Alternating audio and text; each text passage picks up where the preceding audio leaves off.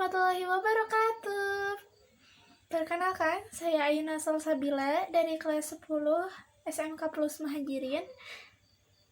Tujuan saya membuat video ini adalah saya ingin men-sharing tentang bagaimana kita sebagai umat muslim dalam menghadapi wabah virus corona yang sedang melanda ini. Jangan lupa tonton sampai akhir ya. A'udzu billahi minasyaitonir rajim. Bismillahirrahmanirrahim. Wa qarna fi buyutikunna wa la tabarrajna tabarrujal jahiliyyatil ula wa aqimna sholata wa atina zakata wa atina allaha wa rasulah. Innama yuridullahu liyudhiba ankumur rihsa ahlal baiti wa yutahhirakum tathira. Dan hendaklah kamu tetap di rumahmu, dan janganlah kamu berhias dan bertingkah laku seperti orang-orang jahiliyah dahulu. Dan laksanakanlah sholat, tunaikanlah zakat, dan taatilah Allah dan Rasul-Nya. Sesungguhnya Allah bermaksud hendak menghilangkan dosa dari kamu, wahai ahlul bait, dan membersihkan kamu sebersih-bersihnya. Quran Surat Al-Ahzab ayat 33. Shadaqallahul adzim. Rasulullah Shallallahu Alaihi Wasallam bersabda, taun atau wabah penyakit menular adalah suatu peringatan dari Allah Subhanahu Wa Taala untuk menguji hamba-hambanya dari kalangan manusia. Maka apabila kamu mendengar penyakit itu berjangkit di suatu negeri, janganlah kamu masuk ke negeri itu. Menurut Pusat Pengendalian dan Pencegahan Penyakit Amerika Serikat, virus corona adalah kelompok virus yang umumnya menjangkiti hewan. Pada kasus yang jarang terjadi, dapat ditularkan pada hewan ke manusia seperti yang terjadi di Wuhan, Cina. WHO menyatakan virus ini dapat menyebar dari kontak manusia dengan hewan dan manusia dengan manusia. Hingga saat ini belum diketahui dari hewan apakah virus itu berasal. Dugaan sementara mengarah pada ular dan kelelawar. Lantas, bagaimana kita sebagai seorang muslim menyikapi hal ini? Tentunya harus ada batasan-batasan syariat. Inilah sempurnanya agama Islam. Dalam kondisi musibah, Islam telah mengatur bagaimana umatnya harus bersikap. Bukan hanya ukuran akal saja, namun ada prinsip ketuhanan yang harus kita pegang dalam menyikapi musibah yang melanda. Bagaimana perilaku orang yang bertakwa dalam menghadapi virus corona? Yang pertama adalah tawakal kepada Allah. Setiap muslim hendaknya pasrah dan tawakal kepada Allah Subhanahu wa Ta'ala. Ingatlah, sesuatu yang terjadi atas kuasa Allah dan sudah menjadi takdirnya. Allah Subhanahu wa Ta'ala berfirman dalam surat At-Taghabun ayat 11. A'udzu billahi minasyaitonir rajim. Ma asaba min musibatin illa biidznillah. Wa may yu'min billahi yahdi qalbah. Wallahu bikulli syai'in alim. Tidak ada suatu musibah yang menimpa seseorang kecuali dengan izin Allah. Dan barang siapa beriman kepada Allah, niscaya Allah akan memberi petunjuk kepada hatinya, dan Allah Maha mengetahui segala sesuatu. Dari Abul Abbas Abdullah bin Abbas radhiyallahu anhu, dia berkata, Rasulullah Shallallahu Alaihi Wasallam bersabda,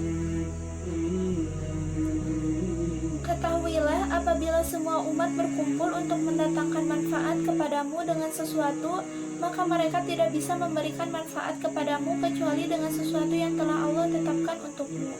Dan seandainya mereka pun berkumpul untuk menimpakan bahaya kepadamu dengan sesuatu, maka mereka tidak dapat membahayakanmu, kecuali dengan sesuatu yang telah Allah tetapkan bagimu. Pena-pena pencatat takdir telah diangkat dan lembaran-lembaran catatan takdir telah kering. Hadis riwayat Tirmizi, dan ia berkata bahwa hadis ini hasan sahih. Yang kedua adalah menjaga aturan Allah. Ingatlah, kalau kita menjaga aturan Allah, mentaati perintahnya, dan menjauhi larangannya, Allah juga akan senantiasa menjaga kita. Dalam nasihat Nabi Shallallahu Alaihi Wasallam kepada Ibnu Abbas radhiyallahu anhu disebutkan, jagalah Allah, niscaya Allah akan menjagamu. Hadis riwayat Tirmizi. Yang ketiga, ingatlah keadaan seorang mukmin antara bersyukur dan bersabar. Rasulullah Shallallahu Alaihi Wasallam bersabda, sungguh menakjubkan keadaan seorang mukmin. Seluruhnya urusannya itu baik. Ini tidaklah didapatkan kecuali pada seorang mukmin. Jika mendapat kesenangan, maka ia bersyukur, itu baik baginya. Jika mendapat kesusahan, maka ia bersabar, itu pun baik baginya. Hadis riwayat Muslim. Yang keempat, lakukanlah ikhtiar dan sebab. Lakukanlah sebab dan lakukanlah berbagai upaya untuk mengobati penyakit. Berobat dan mencari sebab tidaklah bertentangan dengan tawakal. Untuk menghadapi wabah, dijelaskan dalam hadis Nabi Shallallahu Alaihi Wasallam bersabda, apabila kalian mendengar wabah taun melanda suatu negeri, maka janganlah kalian memasukinya. Adapun apabila penyakit itu melanda suatu negeri, sedang kalian ada di dalamnya, maka janganlah kalian keluar dari negeri itu. Muttafaqun alaihi. Yang kelima, perkuat diri dengan zikir. Sekali rutinkan zikir pagi dan petang. Yang keenam, jangan percaya hoax dan pintar-pintar menyaring berita. Wajib bagi setiap muslim tidak terhanyut dan terlena dengan kabar-kabar berita dusta atau biasa kita sebut dengan hoax. Misal berita-berita hoax yang tersebar di media sosial dan WhatsApp. HP Xiaomi buatan Cina dapat menularkan virus corona. Yang benar, virus corona tidak bisa hidup apabila menempel di benda mati. Seorang muslim harus pandai menyikapi berita dengan cross-check terlebih dahulu. A'udzubillahi minasyaitonir rajim. Bismillahirrahmanirrahim. Ya ayyuhalladzina amanu in ja'akum fasiqun binaba'in fatabayyanu aw tusibu qauman bijahalatin fatusbihu ala ma fa'alatum nadimin. Wahai orang-orang yang beriman, jika seseorang yang fasik datang kepadamu membawa suatu berita, maka telitilah kebenarannya, agar kamu tidak mencelakakan suatu kaum karena kebodohan atau kecerobohan yang akhirnya kamu menyesali perbuatanmu itu.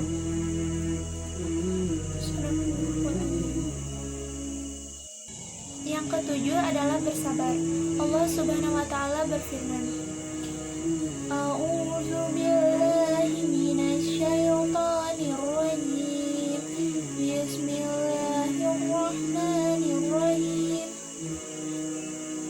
Walanabluwannakum bisyai'im minal khawfi wal ju'i wa naqsim minal amwali wal anfusi was samarat wa basyiris sabirin alladzina idza asabatuhum musibah qalu inna lillahi wa inna ilaihi raji'un. Ulaika 'alaihim shalawatun min rabbihim wa rahmah wa ulaika humul muhtadun. Dan kami pasti akan menguji kamu dengan sedikit ketakutan, kelaparan, kekurangan harta, jiwa, dan buah-buahan. Dan sampaikanlah kabar gembira kepada orang-orang yang sabar, yaitu orang-orang yang apabila ditimpa musibah, mereka berkata, Inna lillahi wa inna ilaihi raji'un. Sesungguhnya kami milik Allah dan kepadanya lah kami kembali. Mereka itulah yang memperoleh ampunan dan rahmat dari Tuhannya, dan mereka itulah orang-orang yang mendapat petunjuk. Shadaqallahul adzim. Quran Surat Al-Baqarah ayat 125-157. Dari Aisyah radhiyallahu anhu, ia bertanya kepada Rasulullah Shallallahu alaihi wasallam tentang wabah penyakit yang tersebar di seluruh negeri. Kemudian beliau memberitahu bahwa wabah itu merupakan siksaan yang ditimpakan oleh Ta'ala kepada siapa saja yang dikehendakinya. Akan tetapi Allah Ta'ala menjadikannya sebagai rahmat bagi orang-orang yang beriman. Maka seseorang yang tetap tinggal pada suatu daerah yang kejangkitan wabah, dan ia sabar serta hanya memohon kepada Allah, kemudian sadar bahwa ia tidak akan tertimpa wabah kecuali Allah akan menakdirkannya, maka ia mendapat pahala seperti pahalanya orang yang mati syahid. Hadis riwayat Bukhari. Yang terakhir, ingatlah musibah yang paling besar adalah musibah yang menimpa agama, bukan musibah dunia.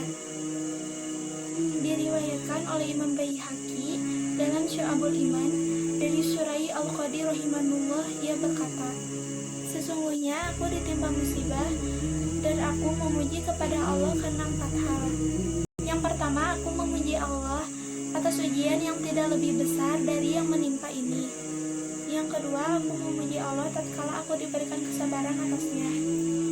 Yang ketiga, aku memuji kepada Allah karena diberikan taufik mengucapkan kalimat istirja, Inna lillahi wa inna ilaihi raji'un, hingga menggapai pahalanya.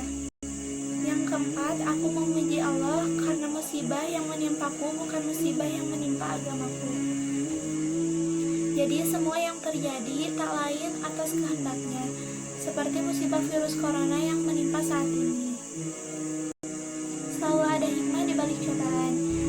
Jadikan musibah ini sebagai motivasi kita untuk introspeksi diri, untuk muhasabah diri, dan untuk terus memperbaiki diri serta lebih memperdekatkan diri kepada Allah Subhanahu wa Ta'ala. Sekian yang dapat saya sampaikan, kurang lebihnya mohon maaf. Semoga apa yang saya sampaikan bisa bermanfaat. Wassalamualaikum warahmatullahi wabarakatuh.